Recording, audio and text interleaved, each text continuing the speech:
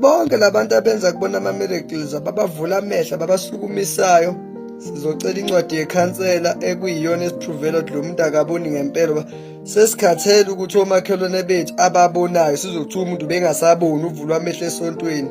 Umuntu kade simbone ehambela sizokuthiwa umuntu ubengasahamba usukunyiswa esontweni. Manje labafundisi labo bavusa benza ama-miracles, bavusa abantu esingakaze sibabone ngisho begula. Usukumisa umuntu ophuma ekhaya ehambela wafika esontweni wahlala esihlalweni bese yasukuma. Sicela nje i-medical record umuntu ekuthiwa akahambi nekhadi lempesheni, ngoba definitely uma usumdala ungahambi wazala ungahamba ukhubazekile uyahola impesheni.